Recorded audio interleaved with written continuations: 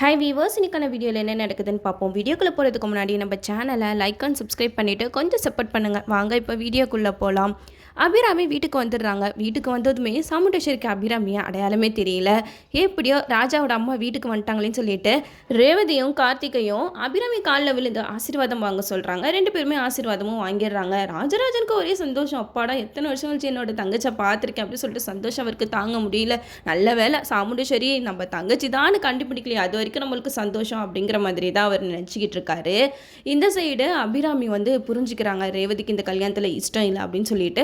ரேவதி, நான் உங்ககிட்ட தனியாக பேசலாமா அப்படின்னு சொல்ல அதுக்கு சந்திரகலா சொல்கிறாங்க, நீங்கள் எதுக்காக ரேவதி கிட்ட தனியாக பேசணும் அப்படின்னு சொல்கிறாங்க. அதுக்கு சாமுண்டேஸ்வரி சொல்கிறாங்க, இங்கே பார் சந்திரகலா, ரேவதியோட அத்தை அவங்க பேசுகிறதுல தப்பே கிடையாது, நீங்கள் போய் தனியாக பேசுங்கம்மா அப்படின்னு சொல்லிடுறாங்க. ரேவதியை ரூமுக்கு கூட்டிகிட்டு போயிட்டு தனியாக பேசிக்கிட்டு இருக்காங்க.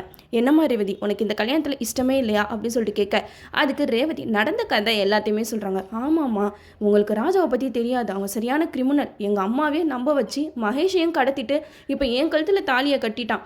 நான் சொல்கிறது உங்களுக்கு வருத்தமாக கூட இருக்கலாம், ஆனால் இதுதான் உண்மை, இதுதான் நடந்தது அப்படின்னு சொல்ல இதெல்லாம் கேட்ட அபிராமிக்கு சமக்கவும் வருது. அதெல்லாம் கண்ட்ரோல் பண்ணிவிட்டு ரேவதி பேசுகிறத கேட்டுட்டு தான் இருக்காங்க. ராஜாவுக்கு எங்கள் சொத்து மேலே ஒரு கண்ணு, அவனுக்கு இந்த சொத்தை எல்லாத்தையுமே ஆட்டையை போடணும், அதுக்காக தான் இப்போ என் கழுத்துலேயே தாலி கட்டியிருக்கான் அப்படி இப்படின்னு சொல்லிட்டு கண்டபடி ரேவதி கார்த்தியை பற்றி தப்பாக சொல்கிறாங்க அபிராமி கிட்ட. அதுக்கு அபிராமி சொல்கிறாங்க, இந்த பாருமா, நீ அவனை முழுக்க தப்பாக புரிஞ்சு வச்சுருக்க.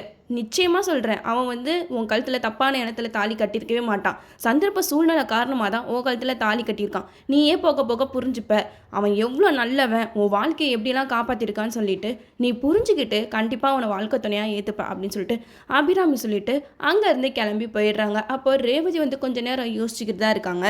இதில் நம்ம ஒரு கதையை கற்பனை பண்ணி வச்சுருந்தா இங்கே வேறு மாதிரி போய்கிட்டு இருக்கு. நம்ம கார்த்திக் எவ்வளோ போல்டாக நடிக்கிறவர்.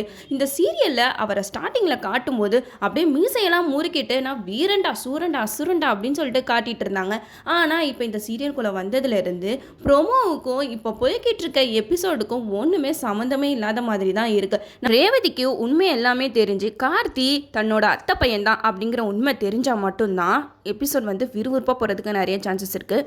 அது மட்டும் இல்லாமல் இப்போ அபிராமி ஒன்ஸ் வீட்டுக்கு போயிட்டாங்க. நம்ம ரேவதிக்கு எல்லா உண்மையும் தெரிய வரும்போது கண்டிப்பாக அபிராமி ரேவதி கார்த்திக் ரெண்டு பேருமே அவங்க வீட்டுக்கு கூட்டிகிட்டு போவாங்க.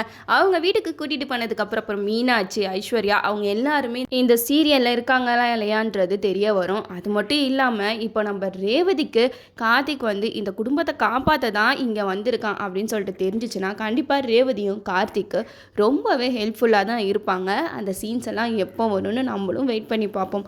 ஓகே வீவர்ஸ், இந்த வீடியோ உங்களுக்கு பிடிச்சிருந்தா லைக் பண்ணுங்கள், மறக்காமல் நம்ம சேனலை சப்ஸ்கிரைப் பண்ணிடுங்க.